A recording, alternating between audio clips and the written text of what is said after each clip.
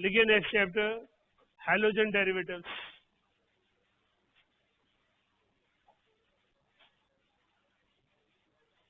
Halogen derivatives.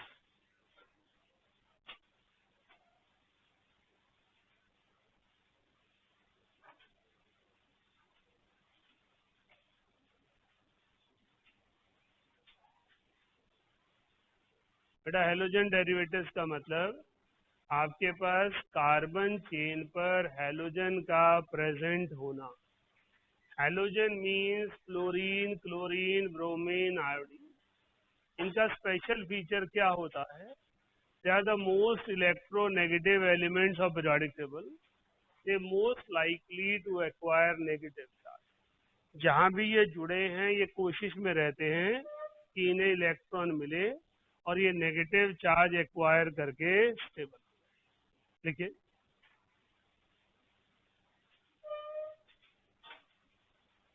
it deals with chapter के अंदर it deals with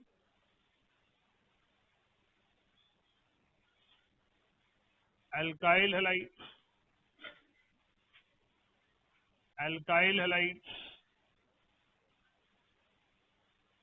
aryl halides, aryl halides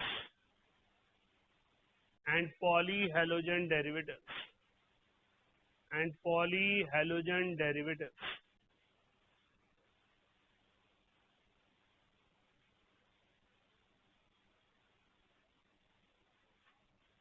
In case of alkyl halides,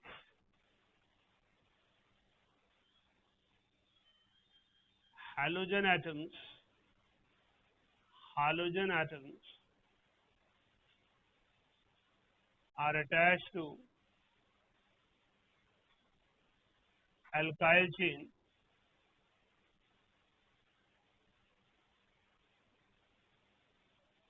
and in case of aryl halides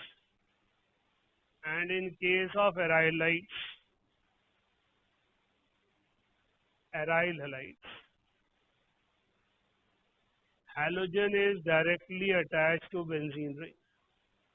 Halogen is directly attached to benzene ring.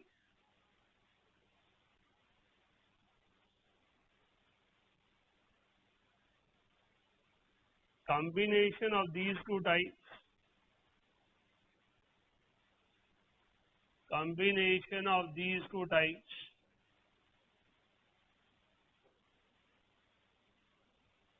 are known as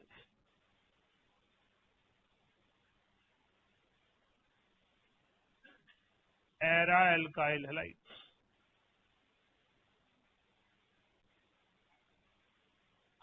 Ara-alkyl halides. Ara-alkyl.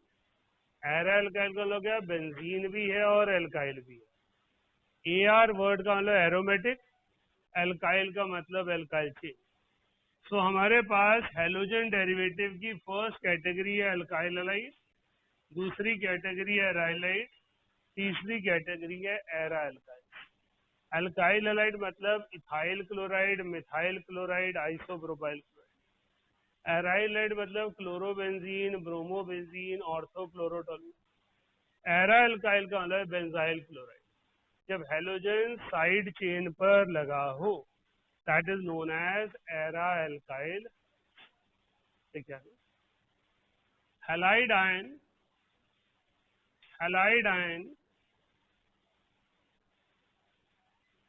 is the best living group. Halide ion is the best living group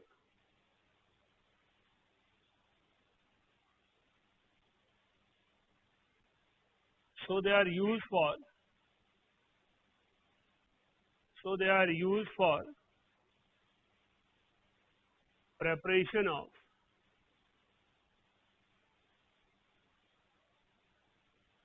different hydrocarbons.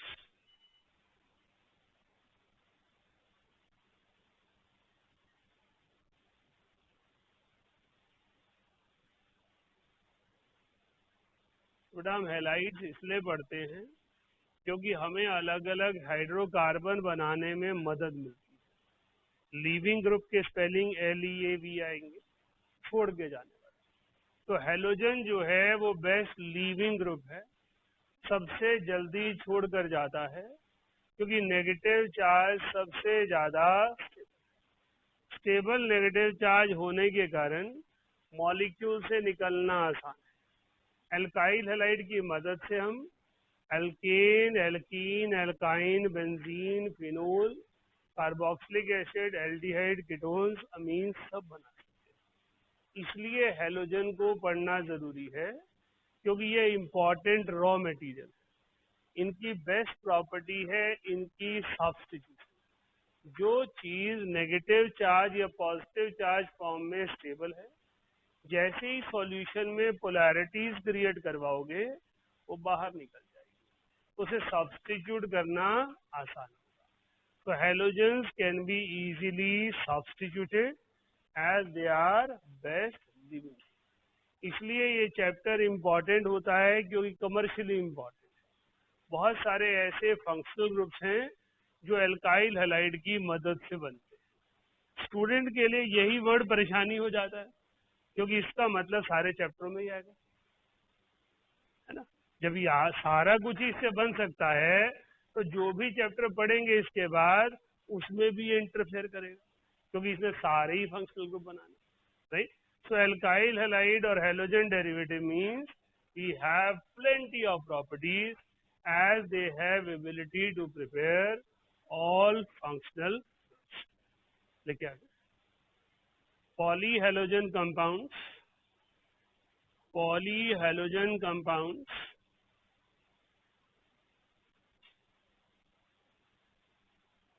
have medicinal properties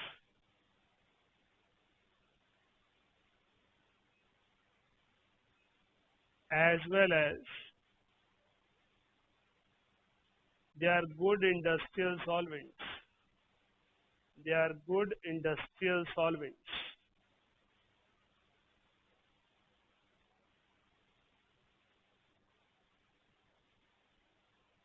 They are also used as refrigerants.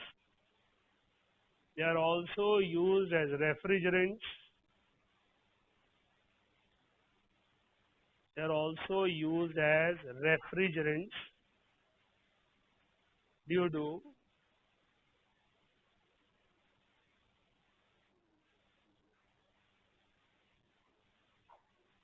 high heat of vaporization. High heat of vaporization. बड़ा बचपन से इनके बारे में सुनते आए हैं। अब तो ओजोन लेयर डिप्लीशन इतनी ज़्यादा बातचीत होती है कि CFC, PFC के बारे में हम शायद सेकंड थर्ड से पढ़ना शुरू कर देते हैं। Fluorocarbon responsible for ozone depletion. हमारे देश में ये बैन हुए 2018 में जाकर। 2017 तक के सब कूलिंग सॉल्यूशन में CFC यूज होते थे, जबकि हम सेकंड क्लास से CFC बैन है ऐसा बोलते रहे। 2018 में हमारे पूरे के पूरे इंडिया में किसी भी रेफ्रिजरेंट में जो 2018 के बाद आए हैं सिर्फ PFC यूज होते हैं। Now we don't use CFC, क्योंकि CFC के पास प्रॉब्लम थी ओजोन। उसके बाद फिर उससे सस्ती कोई चीज और उससे बेटर इफेक्टिव ढूंढी गई, PFC और HCFC। Now we use HCFC और PFC। परफ्लोरोकार्बन और हाइड्रोक्लोरोफ्लोरोकार्बन, जिनका जो इम्पैक्ट है वो क्लोरोफ्लोरोकार्बन के कंपैरिजन में, राइट। तो हमारे पास हाइड्रोकार्बन में जब एल्काइल हैलाइड लगाते हैं, मोनोहैलाइड डाइहैलाइड हम अपने लिए लगा रहे हैं, हमने नए नए कंपाउंड बनाने, पर पॉली हैलोजन कंपाउंड सारे इंडस्ट्री के लिए बनाए जाते हैं। जितने भी सी एनिमल आपने पढ़े हो जो अपनी प्रोटेक्शन के लिए कोई हार्मफुल सिक्रीशंस रिलीज करते हो, वो सारे हैलोजन डेरिवेटिव, राइट। आप सभी ने पढ़ा ही होगा कि आपके पास ऑक्टोपस सिक्रीशन क्रिएट करता है, बहुत सारे ऐसे एनिमल्स हैं। जब आपके पास वो सिक्रीट करते हैं तो पहला इफेक्ट क्या होता है, व्यक्ति के पास जहाँ इंजेक्ट होना है उसने बेहोश हो जाना। क्लोरोफॉर्म किसी काम आता है, इसी काम आता है। तो क्लोरोफॉर्म की तरह ही बहुत सारी ऐसी मॉडिफाइड प्रॉपर्टीज हैं जो इन कंपाउंड्स में पाई जाती है। लेकिन ऑब्वियसली इंडस्ट्रियल सॉल्वेंट में तो उसको यूज करने से रहे, तो we require some more modified properties. बहुत सारी इंडस्ट्री, ड्राई क्लीनिंग इंडस्ट्री इसको यूज करती है, पेंट इंडस्ट्री इनको यूज करती है, because they are cost effective solvents. तो हमारे पास इस चैप्टर में पहला पार्ट है कि हम इनकी प्रेपरेशन और प्रॉपर्टीज क्यों बढ़े, दूसरा पार्ट है इनके नाम याद करो, राइट, कि कौन सा सॉल्वेंट है, उसका नाम क्या है, किस इंडस्ट्री में यूज होता है, राइट। इंसेक्टिसाइड वीडीसाइड है, आप सभी ने सुन रखा है, डीडीटी, डाइक्लोरो डाइफिनाइल ट्राइक्लोरोइथेन, तो 5 हेलोजन लगे हैं उसके ऊपर, राइट। तो इस तरह से बहुत सारे ऐसे कंपाउंड हैं जहां पर हेलोजेंस प्रेजेंट हैं, या तो वो इंसेक्टिसाइड हैं, वीडीसाइड हैं, सॉल्वेंट्स हैं, एनेस्थेटिक्स हैं, बहुत सारी इंडस्ट्रीज में यूज, आइडोफॉर्म कॉमन एंटीसेप्टिक है, तो बहुत सारा मेडिसिनल यूज भी इन्हीं कंपाउंड्स का है। लिखिए आगे, अभी हम चैप्टर स्टार्ट करें। सबसे पहला टॉपिक नॉमेनक्लेचर, पहले जनरल इंट्रोडक्शन थी, नॉमेनक्लेचर। अब नॉमेनक्लेचर ऐसे 11th में कुछ पढ़ाने का तो होता नहीं, फिर भी छोटी छोटी चीजें बता दूंगा, रिफ्रेश हो जाए। Halogens are substitutional functional groups. Halogens are substitutional functional groups.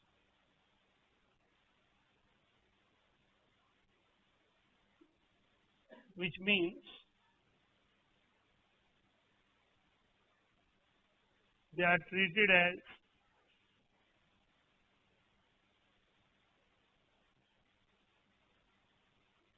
alkyl substituents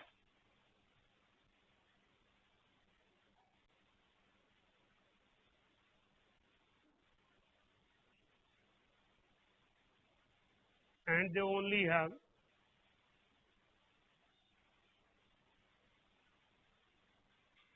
alphabetical preference.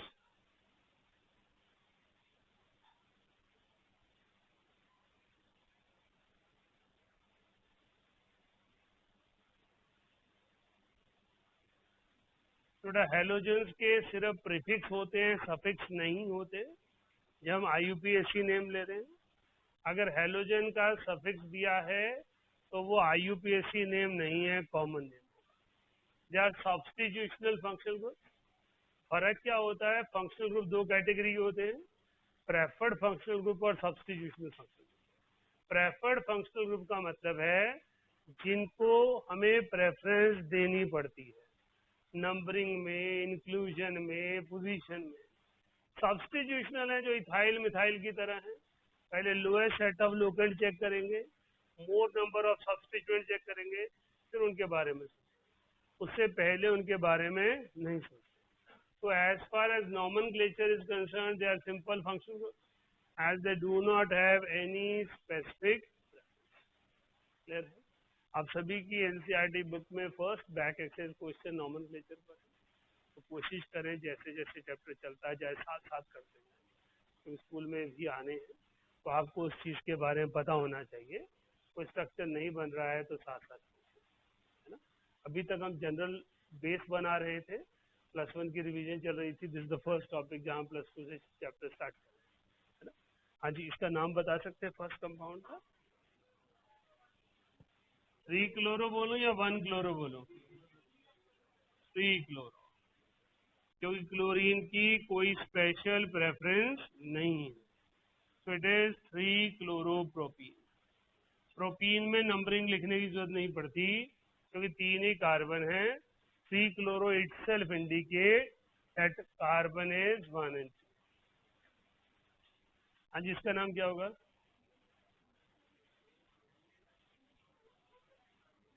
क्या बोला?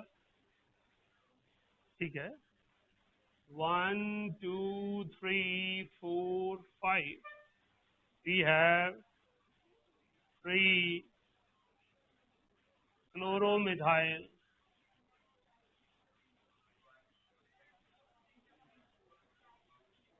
penta 1,4 die. चलो नॉमेनक्लेचर तो पास है तुम लोग हैं। हाँ जी, इसका नाम बोलो।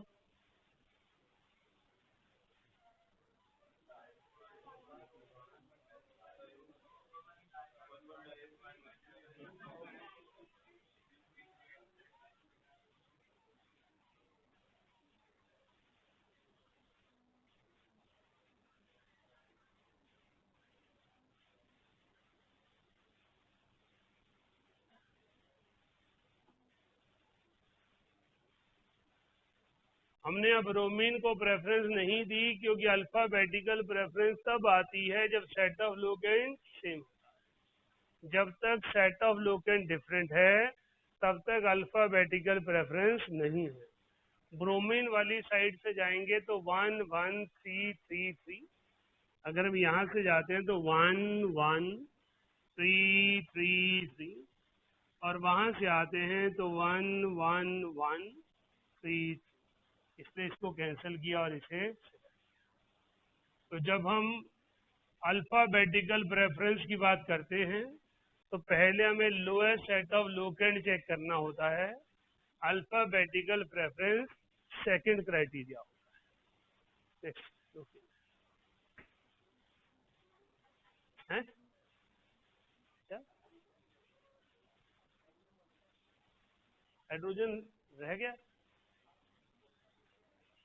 अच्छा बी आर में कर लो यार।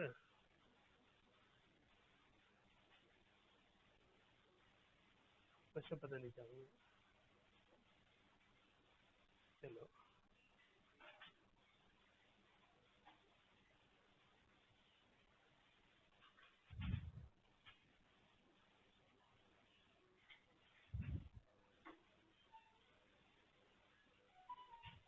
आगे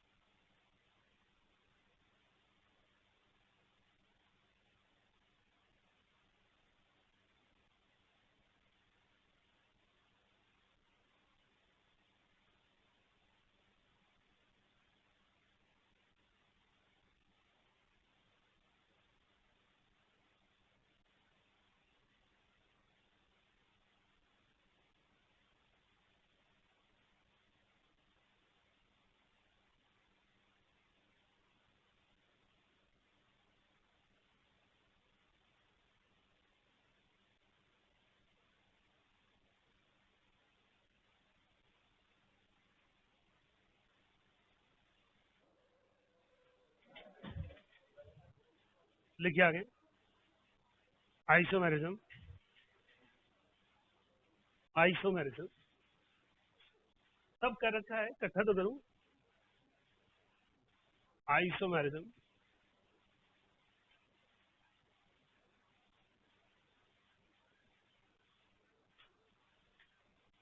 halogen compounds can show chain isomerism and position isomerism. Chain isomerism and position isomerism.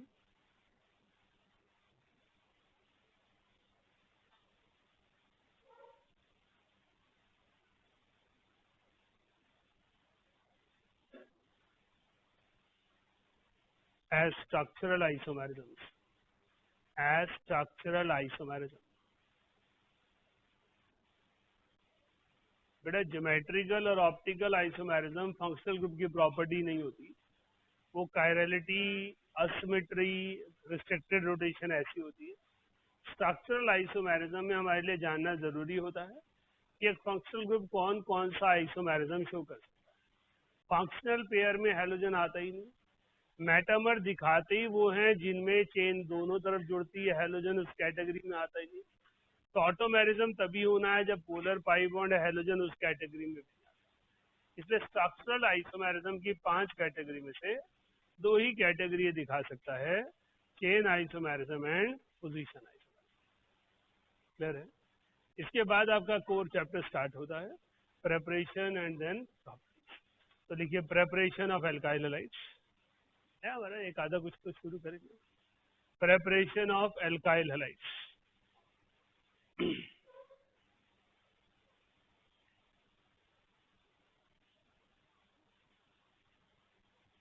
पहला हेडिंग डालिए, from alkanes.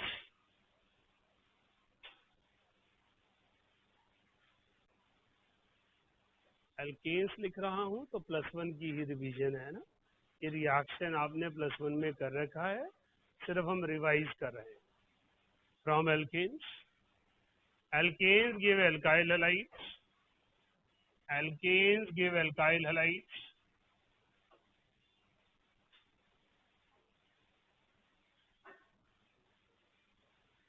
by free radical substitution, by free radical substitution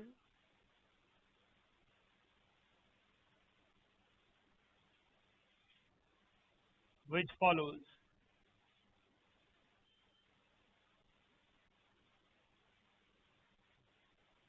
free radical mechanism, sorry, radical mechanism,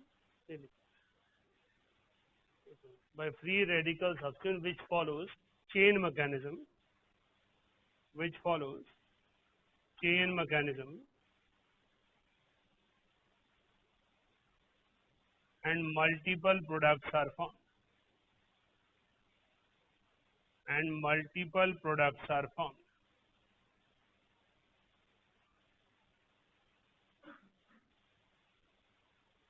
This reaction is not suitable for,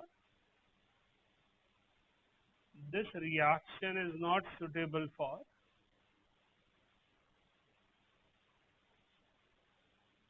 commercial preparations of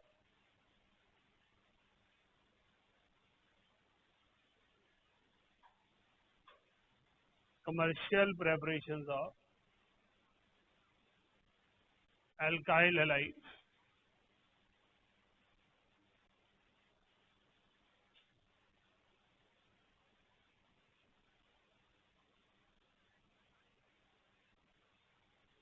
as mixture of different compounds are obtained, as mixture of different compounds is obtained.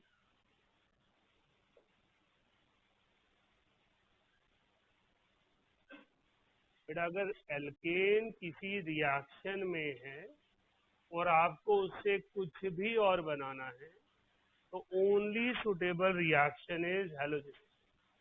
लेकिन अगर commercial level पर bulk में मुझे कुछ बनाना है और मेरे पास एक से ज्यादा रॉ मटेरियल अवेलेबल है तो मैं एल्केन को कभी सिलेक्ट नहीं करूंगा, क्योंकि एल्केन में एक प्रोडक्ट नहीं मिलता, मल्टीपल प्रोडक्ट। अगर हम खाली एक तरह का कंपाउंड बनाना चाहते हैं तो एल्केन से एक सिंगल प्रोडक्ट हमें नहीं। तो जब हम मीथेन से क्लोरोमीथेन बनाना चाह रहे हैं हम इंटर कन्वर्जन के लिए ले सकते हैं, लेकिन अगर मैं कमर्शियल लेवल पे जहां अमाउंट इंपॉर्टेंट है करना चाहता हूं तो वहां पे सारे मिलेंगे, इसलिए ओवरऑल यील्ड कौन करता है। हमने कहा इसी तरह से हम चाहते हैं कि हम इथेन से कुछ बनाएं। अगर हम इथेन से कुछ बनाना चाहते हैं, हमने लिया CH3 और उसकी क्लोरीनेशन करवाई in the presence of sunlight, तो हमारे पास पहले तो एक क्लोरीन आ जाएगा। जब हम 2 क्लोरीन लगाने की कोशिश करेंगे तो वो सेम कार्बन पर भी आ सकते हैं और एडजेसेंट कार्बन एटम्स पर भी आ सकते हैं। तो हमें डाई हैलाइड में ही 2 प्रोडक्ट मिले। जब हमने और 3 बनाने की कोशिश की तो मेरे पास तीनों सेम कार्बन पर भी आ सकते हैं और 2 एक में डिस्ट्रीब्यूट भी हो सकते हैं। इसी तरह हमने टेट्राहेलाइड बनाए,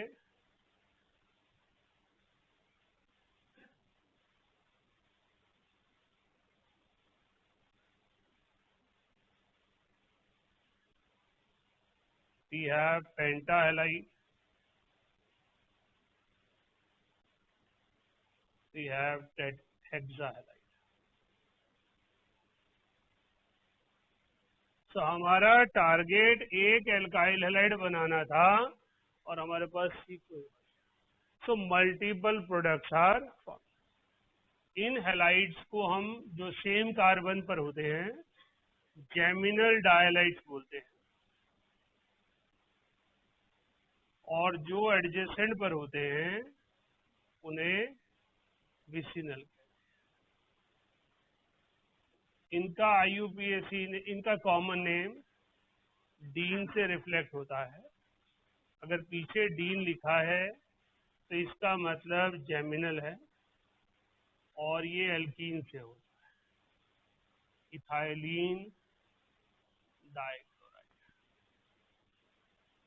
रेस्ट इंपॉर्टेंट नहीं है हमारे लिए, नाम के हिसाब से सिर्फ विसिनल और जेमिनल। हमने कहा ये सारा रिएक्शन चेन मैकेनिज्म है। तो चेन मैकेनिज्म के 3 स्टेप होते हैं। Chain initiation,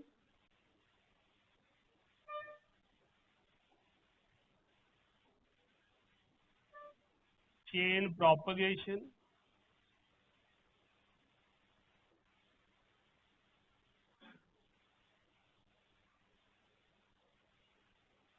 and chain termination.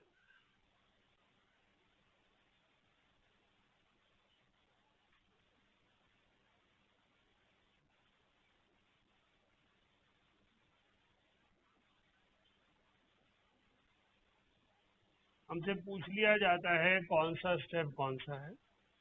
Chain initiation का तो मतलब है हमने चेन रिएक्शन शुरू करवाना है। एक फोटोन एक मॉलिक्यूल से टकराएगा अकॉर्डिंग टू पार्टिकल नेचर, तो एक क्लोरीन रेडिकल बन जाएगा। एक क्लोरीन रेडिकल मीथेन से स्ट्राइक करेगा और क्लोरीन रेडिकल मिथाइल रेडिकल बनाएगा और एक HCl का मॉलिक्यूल बना देगा।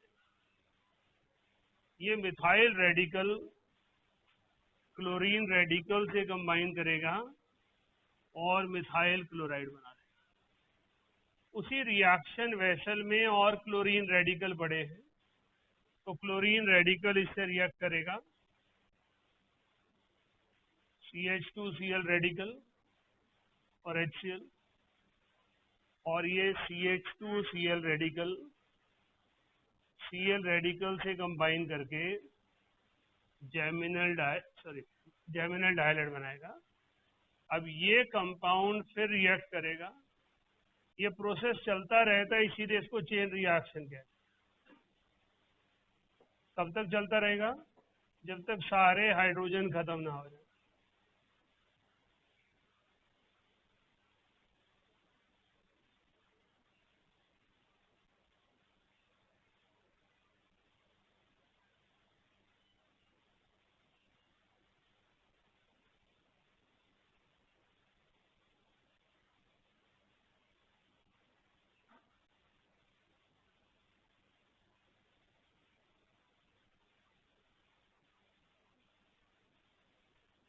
तो हमें मल्टीपल प्रोडक्ट्स क्यों मिले? क्योंकि ऐसा रिएक्शन था। So we say that this reaction is an example of free radical substitution following chain mechanism. Note.